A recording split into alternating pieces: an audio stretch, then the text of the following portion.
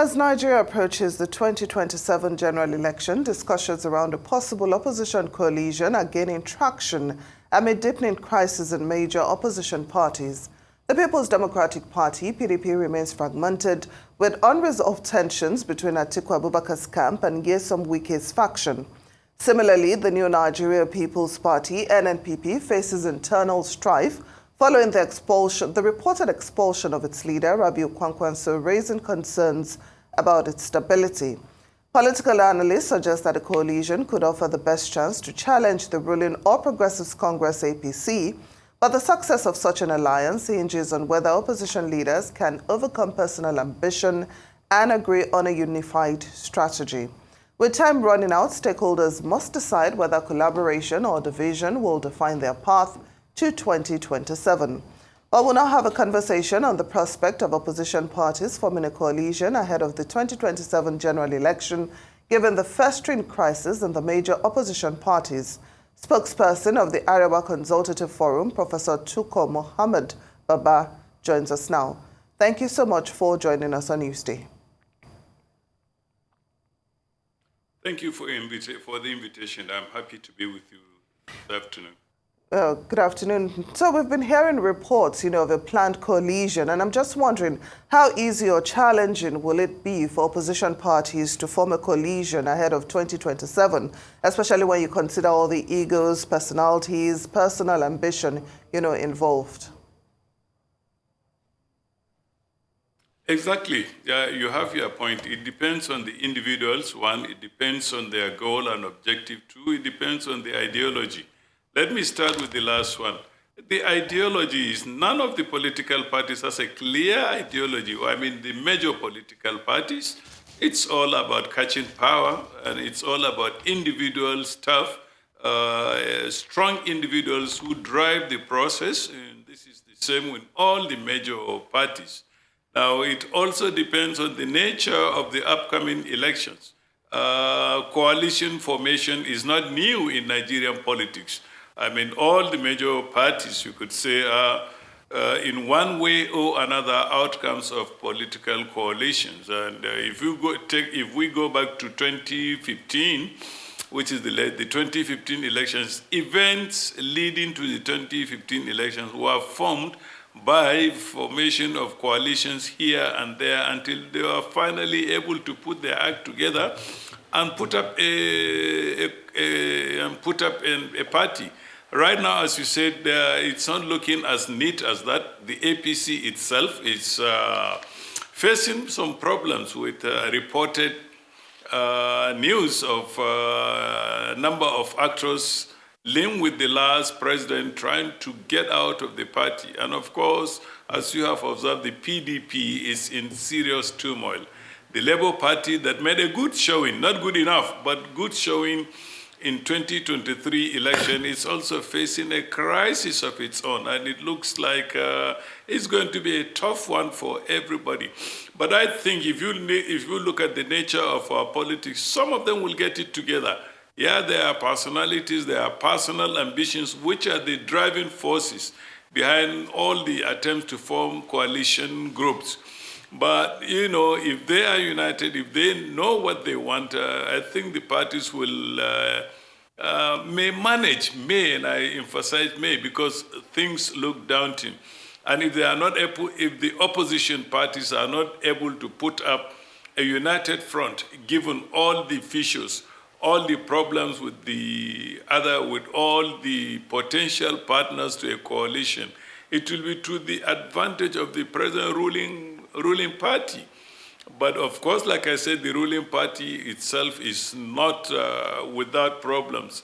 But I think it's not as terrible as it is in the other parties. And of course, in all the parties, there are strong personalities.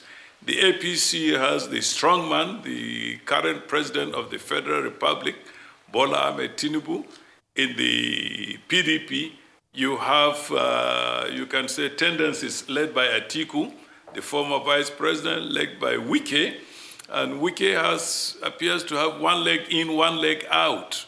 Someone who is sitting on the fence. And as Castro The late Cuban head of state, Castro, would say, in politics, the most dangerous person is he who is sitting on the fence, because then you don't know where their loyalty is and how much damage or how much advantage they can give the party. Certainly, these things are interesting. And I think the next 6 months, the period leading up to June 2025 this year, will give us a clue as to how the shape of the opposition will be, the possibilities of reaching a compromise and achieving a coalition together. And then, of course, the performance of this government will also determine which direction the coalition will take place. Like I said, there is no ideological difference. They are all ideologically coherent in the sense that it's all neoliberal economics and so on, subsidy removal, you name it. They are all united on that. So, but what is going to decide is the level of impoverishment of the general population. Obviously, there is a lot of bitterness, there is a lot of dissatisfaction now. How this will pan out, I think it will come out clearly in the next 6 months. Well, fair enough, Professor. Let's start naming names, shall we? Because it is being reported that there's a closed-door meeting happening about now with Atiku Tambuwal and Leah Limoke and the former President Obasanjo. I mentioned that because the former national auditor of the PDP, Ray Naji, recently said in an interview that the only thing that would pose a challenge to APC were if Atiku were to successfully link up with Peter Obi and Kwankwaso to form a mega alliance under the PDP. But, President Tinubu understands those implications and will never allow it to happen. What are your thoughts on the closed-door meeting, the implications of that, and if you agree with Mr. Naji's assertions? I will agree on the fact that closed-door meetings, nocturnal meetings, are a characteristic of Nigerian politics in general. It has always been this way. It's a pity, but that is what it is. Personalities, again, are very, very strong. And then we are talking of the same personalities that have been on the scene over the last 20, 25 years. Obasanjo, Atiku, and Kwankwaso, and Galadima, all of them, the same group of people have been there. You can add to the cauldron the emergence of El-Rufai, former governor of Kaduna State, and it's interesting to see the kind of dances he has been dancing all around. Where he is going to land is going to be very interesting, and we will see the justification for that. But to go back to Atiku himself, and a lot of people think the future of the PDP, or the viability rather of the PDP as a party, and its ability to present a formidable opposition or challenge to the APC in 2027 will depend on Atiku. It's interesting the way you put it, but I've had perspectives that says that the PDP will have a viable chance if Atiku would step down from his ambition to be its presidential candidate. That is going to be a tough one. Tough in the sense that, look, he has had his eyes on that goal for a long time, and if you ask him or his supporters, they will tell you, well, others have made the same opposition that if they put up their ambition aside, the party will be strong, but it did not pan out like that. The case of Muhammadu-Buhari is one, and he insisted, and his party, he was able to put up a coalition, or a coalition was, other people were able to get a coalition around him. So it's, whether it's, I think in the PDP, it's Atiku versus Wike, whether we like it or not. And some will hazard a guess, hey, look, get rid of both of them. Let's have other personalities. But in the background, of course, is our very wise and wily and well-tested old man, former President Olusegun Obasanjo. And of course, Olusegun Obasanjo, whatever you say, he's well experienced. He's an old fox. But of course, his position have always been dynamic. going from one party to another, going from one idea to another, and so on and so forth. I have had, talking about personalities, I have had perspectives saying that a number of politicians are trying to get Adesina, the ACB, the African Development Bank Managing Director, to come and head a coalition, whether it's going to be within the PDP, which is open, or whether it's to present a challenge to President Bola and Ahmed Tinubu's apparent unpopularity because of his economic policies. It's certainly going to be interesting. I'm not into politics. I'm just an analyst. But I'm telling you some of the things we hear with our ears to the ground on the political scene.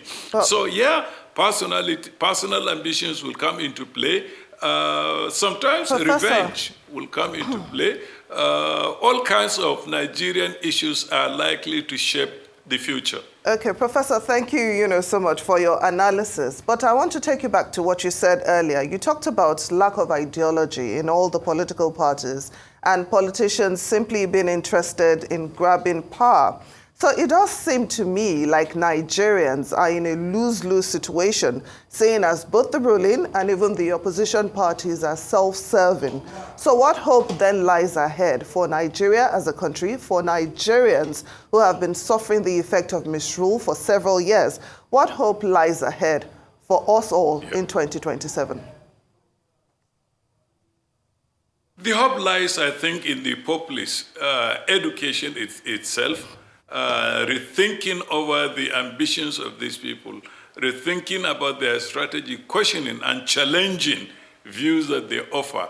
There is certainly a lot that can be done in educating the populace, and I don't see any of the major parties interested in that. Maybe some of the smaller parties, the People's Redemption Party and others, will do a lot in raising awareness in the populace as to the need to elect leaders who will serve the people and not be served by the people.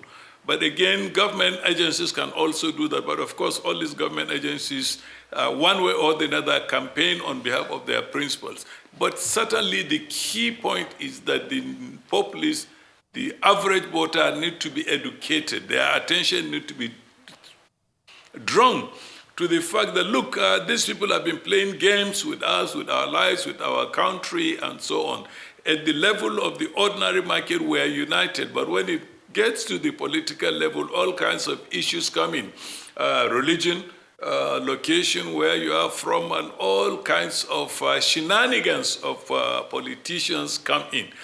We need to be able to, some of the educated elite like you and I, some of the news, independent news and channels, we need to get the people to understand exactly what is at play. We need to draw the people's attention to the manipulation using primordial sentiments on where the candidate should be, who should be president, and so on. The important thing is who will deliver the goods. The important is who will articulate an ideologically coherent position, and not saying, I will remove subsidy, I will not remove subsidy, I will do this, I will do that, our people will, I will appoint. All these appointments and so on, at the end of the day, do not count. The truth of the matter is the ordinary Nigerian voter is worse off today than they have ever been in our lives with regards to socio-economic conditions. We should focus on the existential challenges, get candidates to speak to specifics, and so on. It's a daunting task, but it can be done.